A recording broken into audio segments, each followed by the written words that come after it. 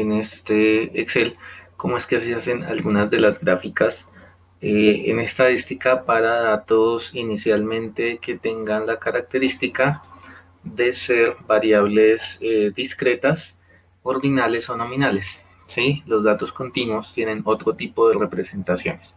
Por ahora vamos a ver como las más clásicas para esos tipos de datos que no son continuos. Entonces habíamos visto primero, vamos a escribir acá el diagrama de barras, que no es nada más que coger los resultados de la variable, las frecuencias absolutas, las seleccionamos, le damos en insertar, ¿sí? Y por acá están las barras, entonces yo le pido que agregue ahí las barras y ya está.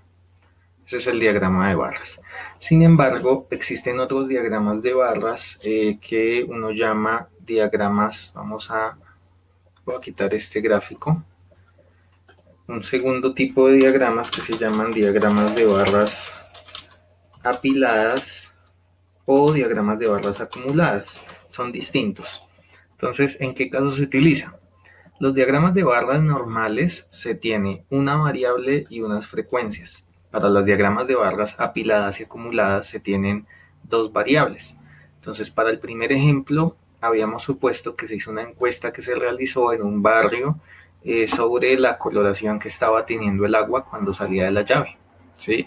Entonces, decíamos que en 33 casas el agua salía cristalina, en 47 salía con un tono amarillento, en 26 casas salía con un tono verdoso y en 19 se determinó que salían con presencia de material particulado.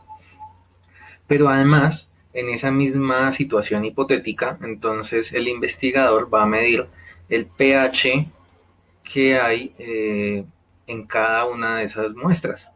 ¿Sí? Entonces, en cada casa ahora va a medir de qué color sale el agua y además va a medir la presencia de pH en esa casa para esa muestra de agua. Entonces, supongamos que el pH puede ser de 0,5, de 0,7 o de 0,9. Son datos pues que me inventé improvisadamente. Entonces aquí vamos a analizar dos variables. Variable uno, el tono del color. Variable 2, la presencia de pH. ¿Sí? Y entonces esta tabla se tiene que leer tanto en lo horizontal como en lo vertical.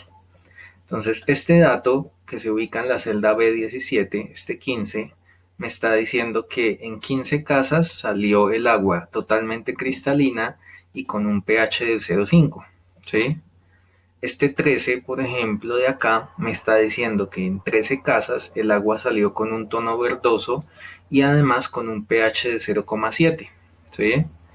Este 8 de acá me está diciendo que en 8 casas el agua salió con un tono amarilloso, amarillento y el pH midió 0,9. Entonces es una tabla bivariada. Eso se llaman datos bivariados o multivariados. ¿Sí? Y esta tabla me representa las frecuencias. Si uno suma esas frecuencias, entonces vamos a hacer la suma más bien hacia el horizontal para que ustedes noten que si yo sumo esto me da este mismo 33. Tiene todo el sentido, pues estos datos me los inventé y yo los acomodé para que coincidieran, porque tienen que coincidir también en la vida real. La suma de todo lo cristalino, la suma de todos los cristalinos, pues es la frecuencia absoluta de todos los cristalinos. Igual, si yo aquí sumo todos los amarillentos, me tiene que dar 47. Entonces, la suma de las muestras de agua que salieron amarillentas, entonces me da 47, y si yo extiendo eso, pues ahí está este 26 y este 19, entonces coincide. ¿Listo? Eso es simplemente para verificar que esta tabla está correcta. ¿Sí? Eh, Después, cuando uno hace análisis de varianzas, uno se utiliza estas sumas y también hace sumas por acá. Y bueno, utiliza esas sumas, pero a nosotros no nos interesa eso. Entonces tengo dos variables. Entonces le voy a pedir que me haga un diagrama de barras con ambas variables a la vez. Entonces selecciono la tabla, me voy a insertar, vuelvo a las barras y aquí tengo, donde dice columnas en 2D, tengo tres tipos. Voy a seleccionar la primera. ¿Listo? Estas se van a llamar diagramas de barras acumuladas, ¿sí? ¿Y cómo hay que leer este diagrama de barras? La variable que está aquí es cristalina. ¿Mm? La barra azul es pH de 0,5, esta barra del medio es pH 0,7 y esta barra final es pH 0,9. Entonces, en el eje horizontal va a ir esta variable y en el eje, bueno, y en cada una de las barras más bien va a ir la variable de pH, ¿sí? Entonces, ¿para qué me sirve esto? Porque yo puedo analizar la segunda variable en términos de la primera. Yo puedo decir que dentro de las casas donde el agua salió cristalina, el pH mayor fue de 0,5, o sea que de pronto una hipótesis que uno podría hacer eventualmente, es decir, que la cristalinidad del agua tiene que ver con que ese pH sea mayor, ¿vale? Sin embargo, por ejemplo, aquí uno ve las casas donde el agua salió amarillenta y el pH es todavía mucho, hubo más casas donde el pH fue de 0,5, ¿sí? Entonces de pronto eso no va de la mano con la hipótesis que acabamos de hacer acá, ¿sí? Entonces esto permite comparar una variable con la otra por separado, ¿sí? Por separado.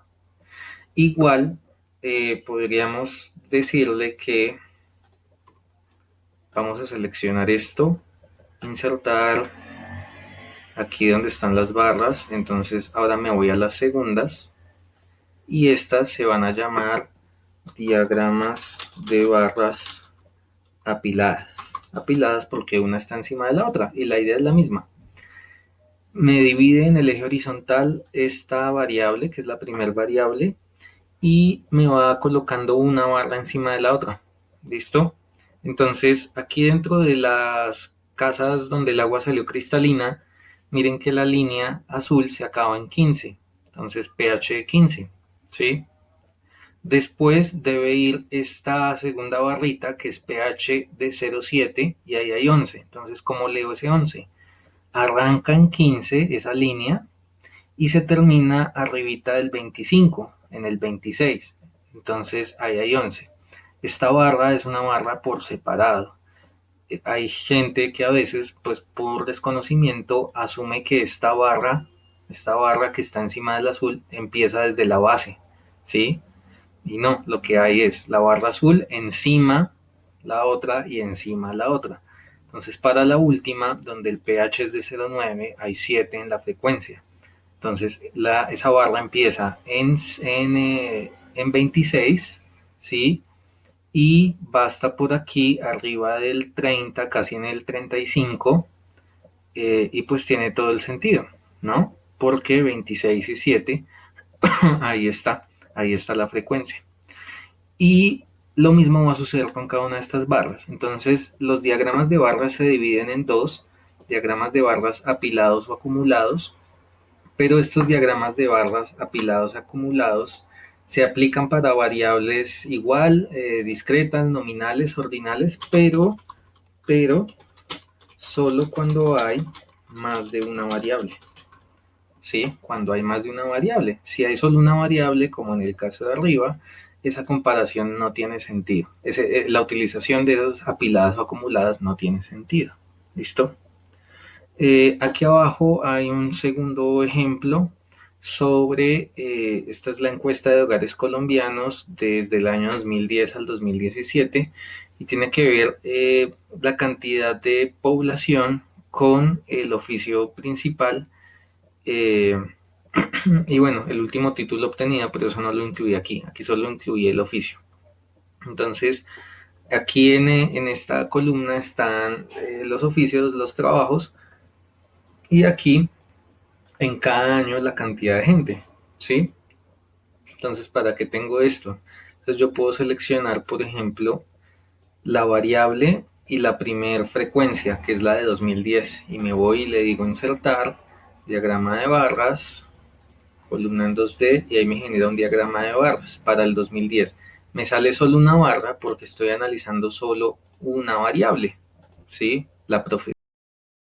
Pero, por ejemplo, entonces yo puedo coger la variable profesión 2010, 2011, 2012 y 2013, por ejemplo. Me voy a insertar y ahora sí le digo que me utilice barras apiladas, ¿sí? ¿Por qué tiene sentido aquí las apiladas? Porque estoy analizando la profesión, el oficio, y además estoy analizando el año, cómo va creciendo o decreciendo o manteniéndose igual año a año estas profesiones. ¿Listo? Entonces ahí analizo más de una variable. Por eso utilizo diagramas de barras apiladas y acumuladas.